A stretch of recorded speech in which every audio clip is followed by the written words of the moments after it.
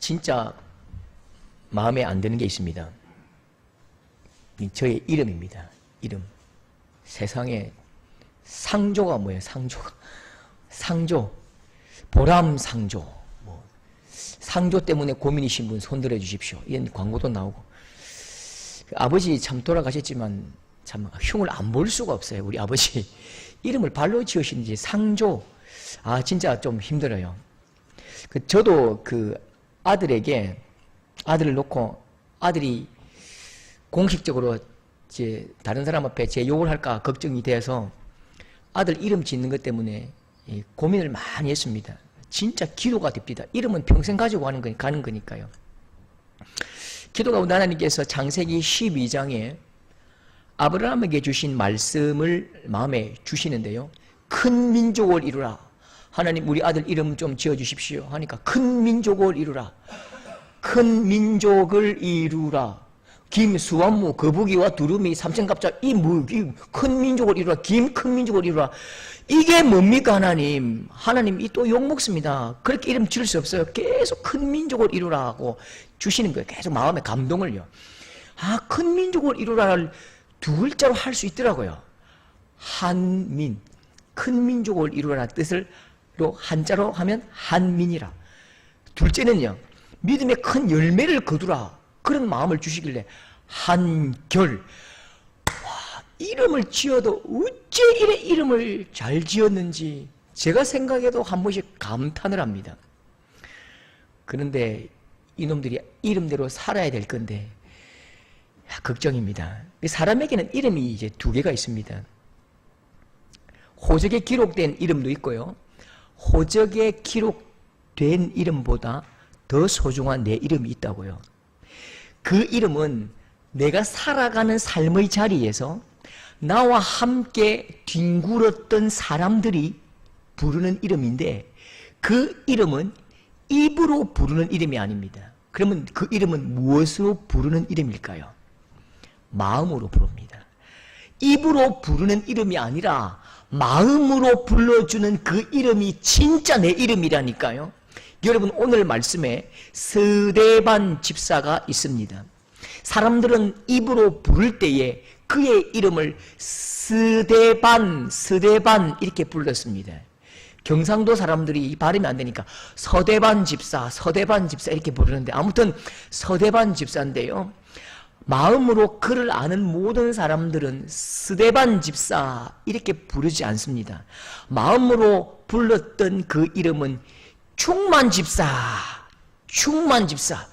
충만 가득 찼다는 뜻이죠. 그렇게 부릅니다. 보십시오.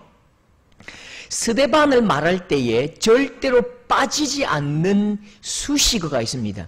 6장 5절에 보면 믿음과 성령이 뭐한 사람요? 충만한 사람 스데반. 이 말은 믿음이 충만하고 성령이 충만한 사람이다. 그 뜻이죠. 6장 8절에는 스데반이 은혜와 권능이 충만하여 꼭 한 개만 충만하다는 말도 안 쓰고요.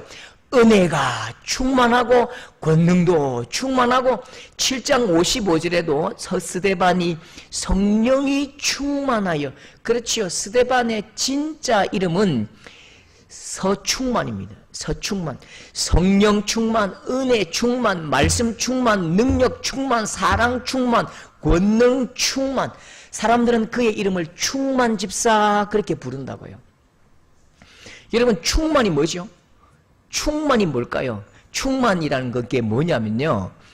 그릇을 채우고 더 채울 수 없어서 그릇을 타고 흘러 넘쳐서 주변을 적시고 내 그 그릇의 주위에 나의 향기로 물들일 수 있는 거룩한 영향력이 충만입니다. 같이 있는 게 아니고 흘러 넘쳐서 내가 있는 그곳에 그 옆에까지 나의 향기로 가득 채우는 것. 영향력, 그게 충만이라니까요. 내가 밟고선 내 삶의 지경에 거룩한 영향력이 커지고 스며들어야 충만한 것이죠. 그렇지 않으면 그저 내 그릇만 가득 찬 건 그건 충만이 아니라고요. 말씀을 보십시오. 스데반이 성령 충만, 능력 충만, 권능 충만으로 자기 그릇만 채운 게 아니고요. 6장 10절에 스데반이 지혜와 성령으로 말함을 능히 당치 못하였다. 내 속에 은혜와 말씀이 충만하기 때문에 그 말씀과 은혜로 많은 사람들에게 전하고 증거함으로 그 사람들의 마음을 회복시키고 돌이키고 치료하는 능력이 있었다고요. 6장 15절 그의 얼굴이 천사의 얼굴 같더라. 천사의 얼굴 같더라. 똑같은 말은요. 다른 말로 어떻게 표현하지요? 그가 누구 닮았더라? 예수님 닮았더라. 그가 하나님 닮았더라. 그렇게 말하는 것입니다. 그가 모양도 형상도 말도 모든 것이 예수 그리스도의 향기를 내뿜어내고 예수 그리스도의 말씀을 뿜어내더래요. 여러분 퀴즈 하나 내볼까요? 수요일 퀴즈 맞춰가지고 어떤 분 제가 꼭 약속 지켰습니다. 스타벅스 상품권 쏘았습니다. 요즘은 참 좋아요. 핸드폰으로 바로 선물 갑니다. 충만과 반대말이 뭘까요? 우와! 예, 답은 아닙니다. 근데 좋은 아이디어였습니다. 예, 그렇게 그 아이디어가 참 좋네요. 충만 반대말이 불만. 예, 어떤 분들은 안충만합니다. 안충만. 충만과 반대말은요. 적당입니다. 적당. 그럼 적당을 우리말로 하면요. 경상도 말로 하면요. 대충?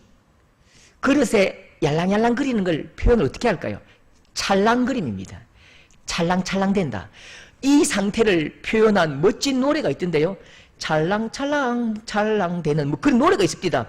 충만한 인생이 아니라 찰랑찰랑 인생으로 살면 절대로 거룩한 영향력이 나타나지 않습니다. 다른 사람을 변화시킬 수 없고 돕지 못하고 회복시키지 못한다고요. 성령의 임재하심도 찰랑찰랑, 은혜도 찰랑찰랑, 기도도 찰랑찰랑, 말씀도 찰랑찰랑. 찰랑 인생은요, 내 팔 내가 흔들다가 그냥 끝나는 인생입니다. 살아도 산 흔적이 없고 죽어도 죽은 흔적도 없이 왔다가 그냥 사라지는 바람 같은 인생이 되고 마는 것이죠. 저는 대가를 좋아합니다. 대가.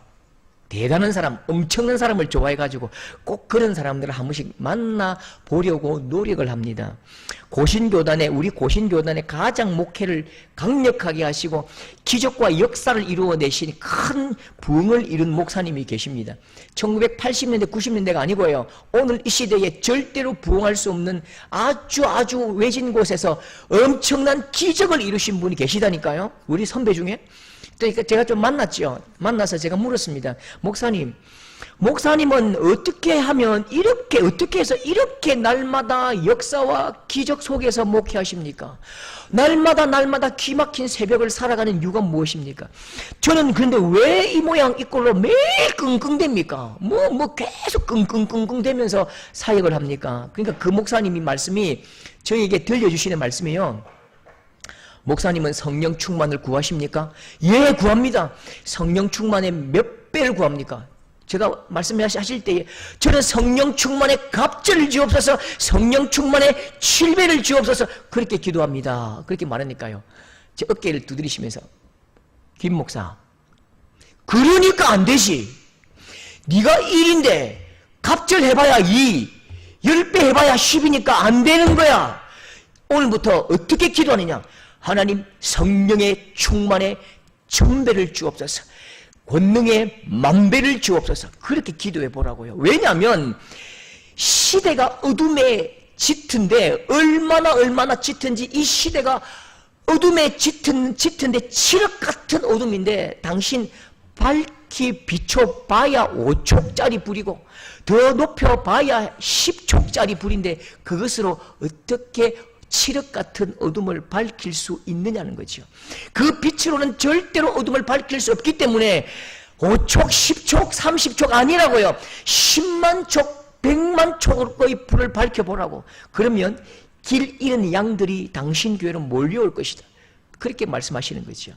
여러분, 우리가 기도할 때도 항상 우리는 우리 한계로 기도합니다.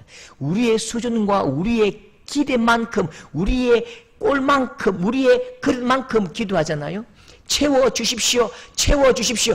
우리 그릇이 이 밥종지만한데 채워봐야 그거 나 혼자 호록 맛이 뿌리면 끝나는데 그거 아무런 영향력이 없다니까요. 그렇게 기도하면 안 된다고요. 채워주십시오. 아니에요. 철철철철 흘러 넘치게 하소서. 펄펄펄 끓어 넘치게 하소서. 그래야 같이 먹고 살 수 있다니까요. 그래야 영향력을 끼치고 같이 목마름을 해결할 수 있는 것입니다. 내가 펄펄 끓어 넘쳐야 쌈기고 변화가 되고 회복되는 것입니다. 제가 배드민턴을 좀 칩니다. 젊고 굉장히 빠르기 때문에 아주 제가 생각할 때는 잘한다고 생각합니다. 어떤 공도 받아낼 수 있고 스매싱도 때리면 거의 못 받습니다. 그런데 젊음만 믿고 패기만 믿고 설쳤다가 얼마나 그 사람들 앞에서 창피를 당했는지 모릅니다. 제가 40대에 60대 중반 할머니랑 배드민턴을 치는데 21대 9, 21대 10으로 졌습니다. 진짜 자존심이 상해서요. 죽도록 뛰었습니다. 어떤 내 힘으로 안 되니까 막 주여 하고 때리고 할렐루야 써넣고 아멘 하면서 순교의 각오로 덤볐는데 그래도 21대 11이었습니다. 왜 안 될까요? 왜 저는 질까요? 그건 실력이 내 속에 있지 않기 때문입니다. 실력이 쌓여 있지 않으면 아무리 아멘 아무리 주여 주여 믿습니다 해도 안 됩니다. 실력이 내 속에 충만할 때 그 실력이 경기에서 나타나고 그 실력이 분출되어야만 이길 수 있는 것이지요. 여러분 분명합니다. 내 속에 넘치는 것이 밖으로 드러납니다. 내 속에 성령이 충만하고 능력이 내 속에서 으르렁거리고 일렁일렁거릴 때에 그때 비로소 내 삶에 능력이 나타나고 다른 사람들을 돕고 세울 수 있는 것입니다. 여러분 자꾸만 구호로만 대구 복음화, 가정 복음화, 교회 부흥 할 수 있다 해보자. 안 된다니까요. 그건 앙으로 깡으로 되는 것이 아니고 선동과 구호로 되는 것도 아니고 계획과 목표로 되는 것도 아닙니다. 그럼 어떻게 됩니까? 은혜가 온 천수 터지듯이 터져 오르고 전압이 높아져야 하고 그 우리의 한계를 극복할 수 있는 강력한 은혜가 쓰나미처럼 넘어가야 된다고요. 이 한계를 우리의 인생의 한계를 넘어가야 이루어지는 것입니다. 여러분 스데반을 아는 모든 사람들은 스데반을 충만집사 그렇게 마음으로 불렀다고요. 여러분을 아는 모든 사람들이 마음으로 부르는 그 이름이 성령의 사람이요 은혜의 사람이요 권능의 사람이요 그 사랑이 넘쳐서 우리의 한계를 넘어가고 우리의 그릇을 넘어가서 내 주위의 많은 사람들에게 거룩한 영향력을 끼칠 수 있는 복된 우리 성도들 될 수 있기를 축복합니다. 여러분 사도행전 7장에는요 스데반의 설교가 기록되어 있습니다. 우리는 7장 후반절 읽었잖아요. 7장 전체가 스데반의 설교 원고입니다. 스데반 설교의 핵심 내용이 무엇입니까? 집에 가서 꼭 읽어보십시오. 핵심 내용은요 하나님의 아들인 예수를 너희가 죽였다가 아닙니다. 물론 그런 말도 있어요.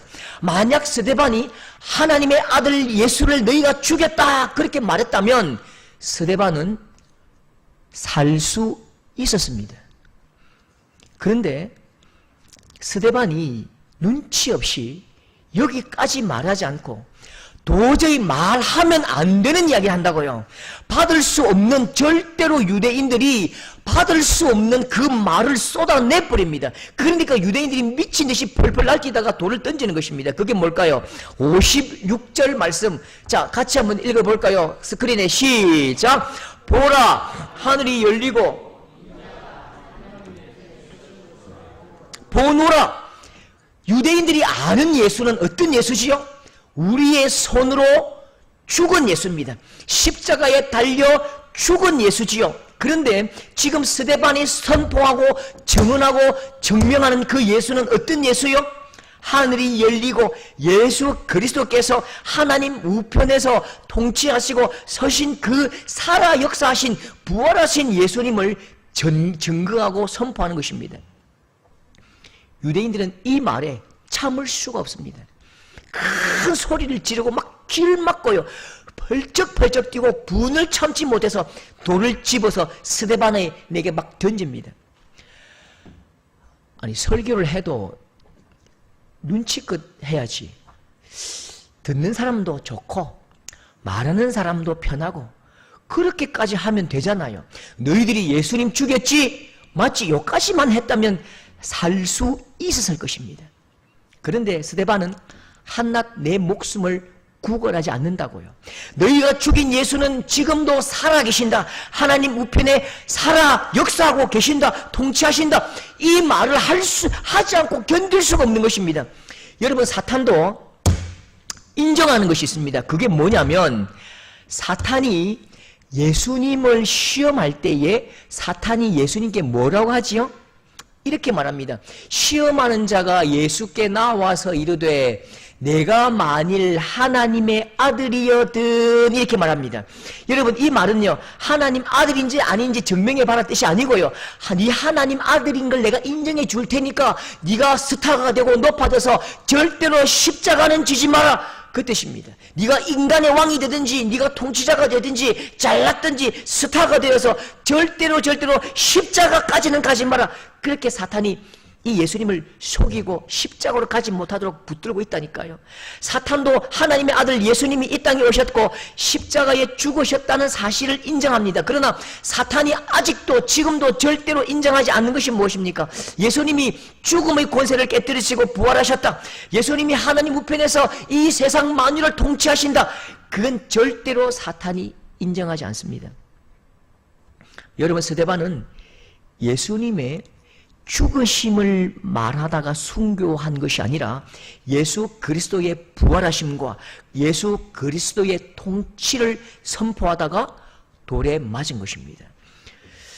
여러분, 성경은 예수님을 그릴 때에, 부활하신 예수님을 그릴 때에 항상 하나님 영광 보좌 우편에 앉아 계신 예수님을 항상 우리에게 보여줍니다. 그런데 오늘 이 장면은요, 오늘 이 스데반에게 보여주신 이 예수님은 한 번도 보여주지 않으셨던 너무나 낯선 모습입니다. 보십시오. 56절에 보라, 하늘이 열리고 인자가 하나님 우편에 서신 것을 보노라. 예수님이 앉지 않으시고 서서 스데반이 돌에 맞아 호흡이 끊어지는 그 장면을 똑똑히 보고 계십니다. 여러분, 우리가 올림픽 알지요? 올림픽에 권투 시합이 있고 레슬링 시합이 있고 유도 시합이 있습니다. 사람들이 올림픽 권투 시합을 어떤 자세로 봅니까? 어떤 자세로 보지요? 앉아서 봅니다. 손에는 뭘 들고 보지요? 치킨을 들었습니다. 한 손에는 뭘 들지요?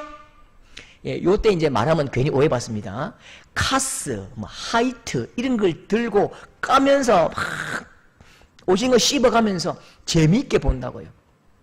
그러면서 권투 시합하면요, 우리가 막 뜯으면서 아파카트 레프트 좀 때려야지, 때려 업어쳐, 좀 뒤집어, 그렇게 훈수까지 두면서 재미있게 보지요. 그런데 앉지 못하고 서서 두 주먹 불끈 쥐고 발을 동동동동 구르면서 엉엉 울면서 그 싸우는 장면을 지켜보는 사람이 있습니다. 앉을 수 없고요, 서 있을 수도 없고요, 발을 동동동 구르고요, 주먹이 부들부들 떨리고요, 엉엉 눈물로 울면서 그 싸우는 그 장면을 보는 사람이 있다니까요. 누굴까요? 그 선수의 어머니지요. 어머니는요, 아들이 그렇게 죽을 힘을 다해 싸우는 장면을 그냥 오징어 씹으면서 앉아서 소파에 기대어 그렇게 볼 수가 없다고요. 아들 눈이 지금 맞아서 피가 터지고 콘으로 몰릴 때에 어머니는 엉엉 울면서 기도합니다. 자기가 믿는 신이 누구든지 간에 우리 아들 좀 살려달라고, 우리 아들에게 좀 힘을 달라고 그렇게 기도한다니까요. 지금 스데반이 믿음의 전쟁을 하고 있습니다. 믿음의 싸움을 싸운다고요. 예수님은 이 스데반의 싸움을 참으시면서 앉아서 그렇게 이야기하면서 그렇게 보고 있을 수가 없는 거예요. 어머니처럼 스데반의 이 처절한 믿음의 싸움을 응원하시는데 벌떡 서 계십니다. 여러분, 하나님의 교회는 순교자의 피를 먹고 자랍니다. 교회는 순교자의 몸값을, 목숨값으로 자라갑니다.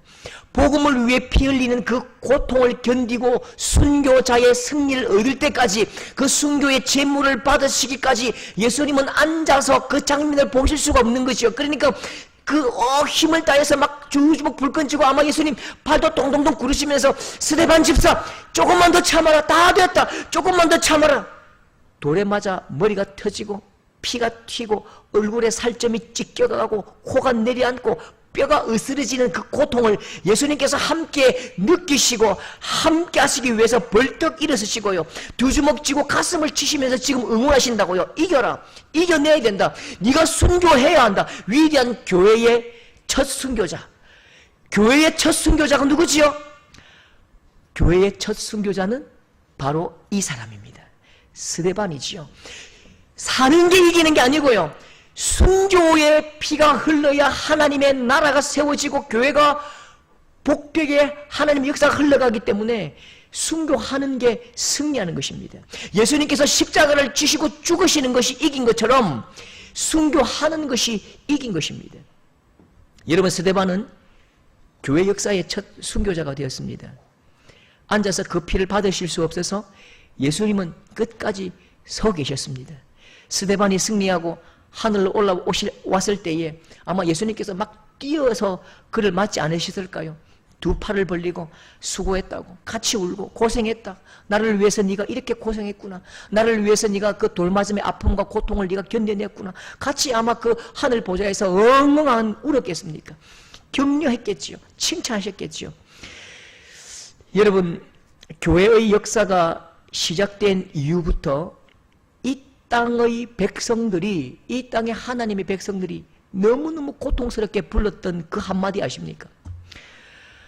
코바디스 도미네, 코바디스 도미네.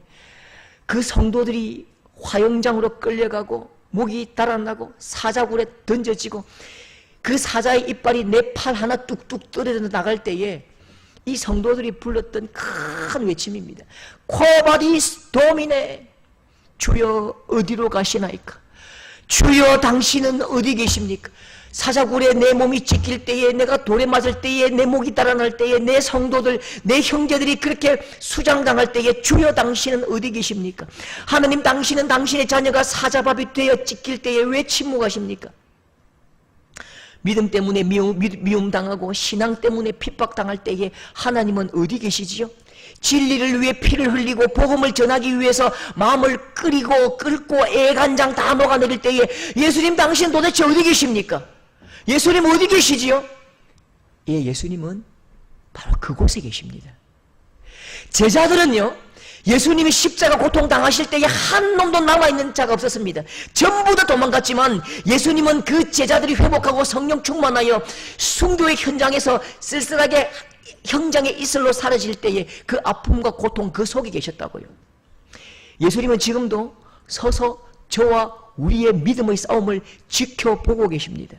여러분이 복음을 위해 순교자의 삶을 살아갈 때에 예수님은 지금도 앉아 계실 수 없어서 두 주먹 불끈 쥐고 중보하신다고요. 복음 때문에 매맞고 복음 때문에 희생당하고 복음 때문에 아파하고 복음 때문에 억울한 일 당하는 여러분 보면서 앉지 못하시고 발을 동동 구르시면서 허공에 주먹질 해가면서 김 집사 좀 힘내라, 조금만 더 힘내라, 내가 기도하고 있다, 내가 지금 보고 있다, 조금만 참아라.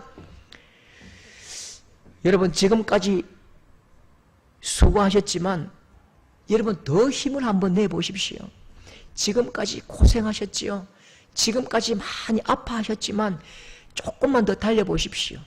안타깝게 서서 우리와 함께 싸우시고 우리에게 이 복음의 거룩한 하나님의 교회의 영광을 같이 보자고 우리를 부르신 그 주님께서 우리의 선한 싸움을 지금도 지켜보십니다. 함께 싸워 이겨 결국 승리하는 우리 귀한 성도들 될 수 있기를 축복합니다. 간혹 들리는 소식이 막 답답할 때가 있어요. 기독교 뭐 제가 잘 안 보는데요, 뭐 보고 싶지도 않고요. 한 번씩 가슴이 철렁철렁 내려앉는 그 소식이 들릴 때가 있어요. 한 7개월쯤 전에 제 후배가 태국의 교회를 개척하고 그냥 좀 돈 주고 하면 될 걸 자기가 꼭 하겠다고 한 푼이라도 성도들의 선교 헌금을 아끼기 위해서 자기가 그 옥상에 올라가서 지붕에 올라가서 전기공사를 하다가 전기감전이 되어서 추락해서 이렇게 돌아가셨다고요. 애가 다 6살, 7살짜리. 제 선배이신 이 방용원 선교사님은 캄보디아에서 선교 현장으로 가시다가 교통사고가 났다고요. 큰 덤프 트럭이 주황선을 침범해서 그냥 선교사님의 차를 받았는데 5명 중에 선교사님 부부가 소천하셨고 애가 하나가 소천했고요.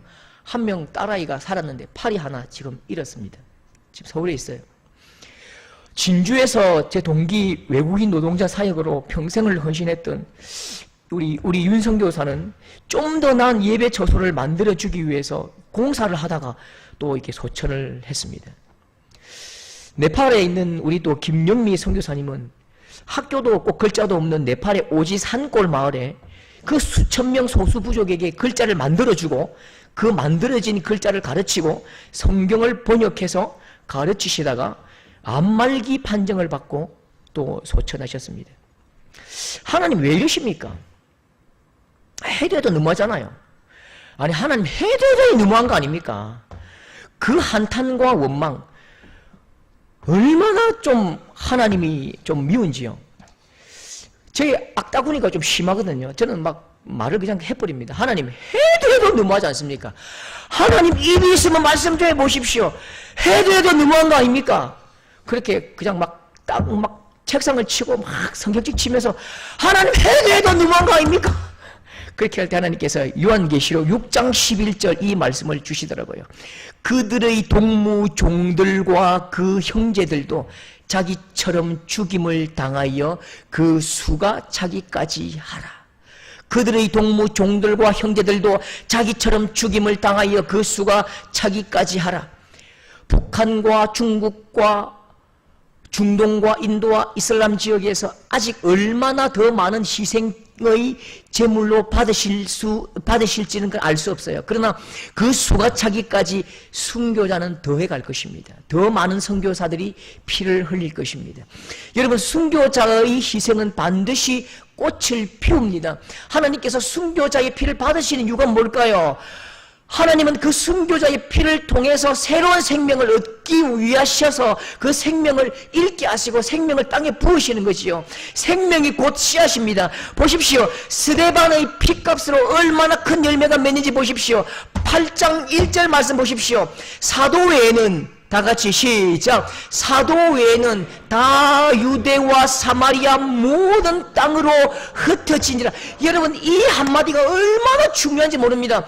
이 교회 역사에 이 8장 1절 한마디가 얼마나 중요하고 위대한 한 문장인지 모릅니다. 여러분 이 복음의 수레가 지금 갇혀 있다고요. 진흙탕에서 빠져나오지 못한다고요. 바퀴가 지금 진창에 박혀서 빠져나올 수가 없는 상황입니다. 8장 4절 5절 보십시오. 그 흩어진 사람들이 두루다니며 말씀을 전할새 빌립이 사마리아 성에 내려가 그리스도를 백성에게 전파하니 유대와 사마리아 땅으로 흩어지니라. 사마리아로 내려가. 여러분 예수님께서 어떻게 부탁하시죠? 하늘로 오르실 때에 예루살렘과 온 유대와 사마리아와 땅 끝까지 내 증인이 되라. 유대와 사마리아와 땅 끝까지 가야 됩니다. 그런데 사도들은 예수님의 말씀을 잊어버립니다. 왜요? 너무 큰 부흥이 일어났습니다. 그 교회에 120명이던 교회에 2만 명이 모이니까 감당할 수가 없는 것이요. 사실은 감당할 수 없는 것이 문제가 아니라 사실은 가기 싫다고요. 사실 가기 싫어요. 어디를요? 사마리아로 가기 싫은 거예요. 사마리아로 가기 싫고 헬라로 가기 싫다고요. 사도들은 전부 다 유대주의잖아요. 이 율법이, 이 말씀이 율법을 알지 못하는 저 언약이 없는 저 백성들에게 가는 것이 배가 아프다고요.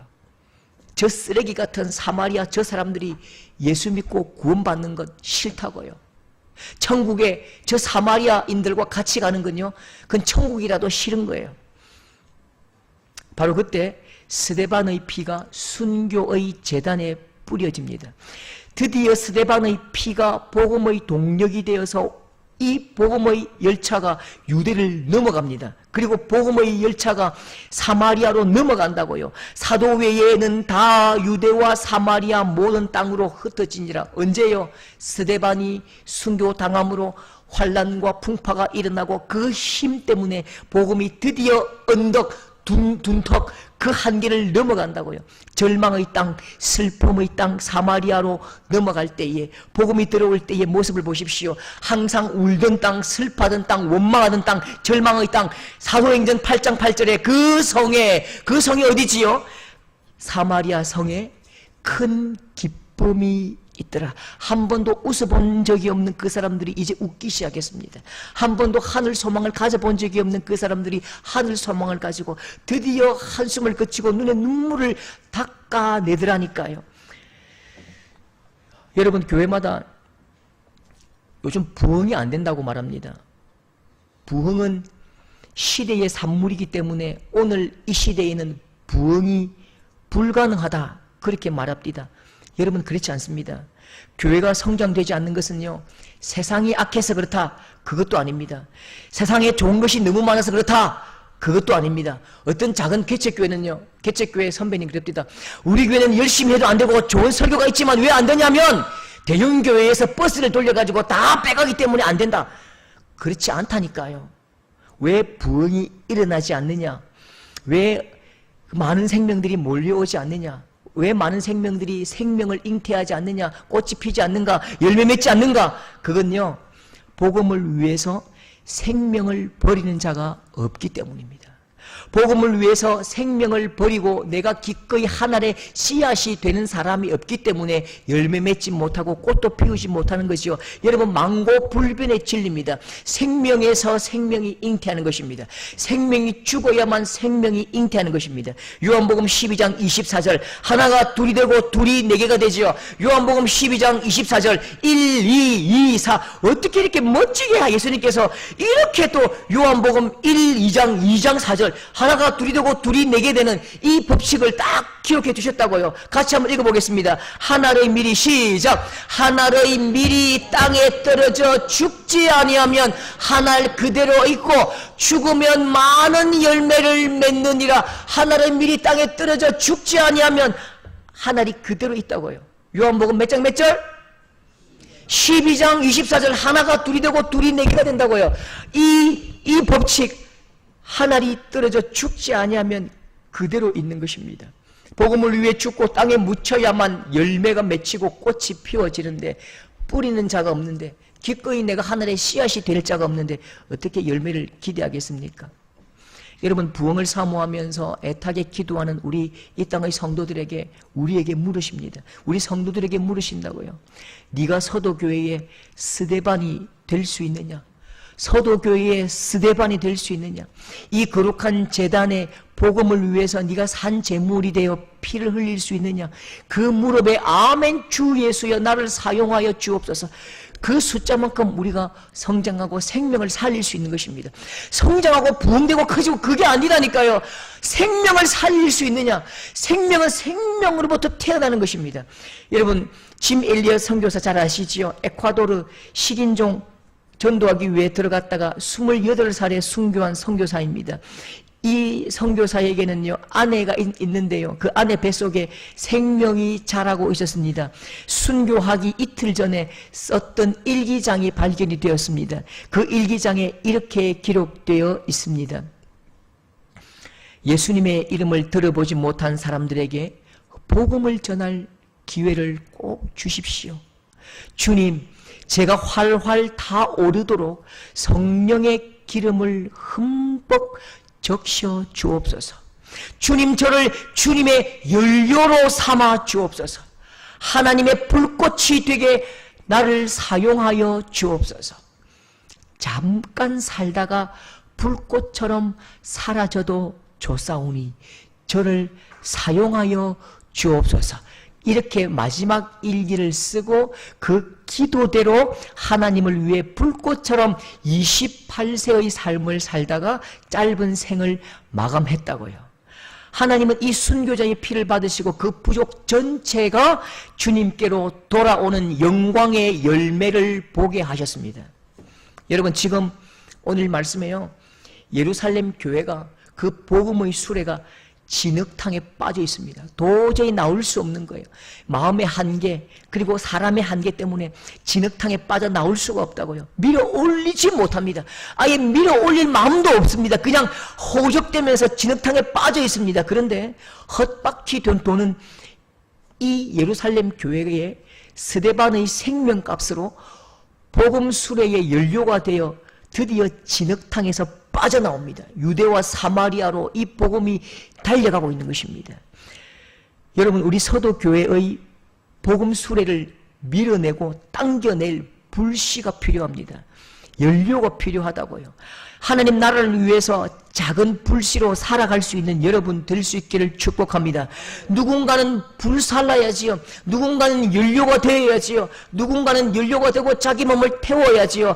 석탄이 되고 그 기관 안으로 내 뜨거운 몸을 밀어 넣어야 기관차가 돌기 시작하고 앞으로 나아간다고요. 여러분 모두가 여기 앉아있는 우리 모든 성도들이 복음의 거룩한 불길이 되어 정체되고 헛바퀴 돌고 앞으로 나아가지 못하는 이 하나님 나라의 복음 열차를 앞으로 밀어낼 수 있는 거룩한 불덩이들이 될 수 있기를 축복합니다.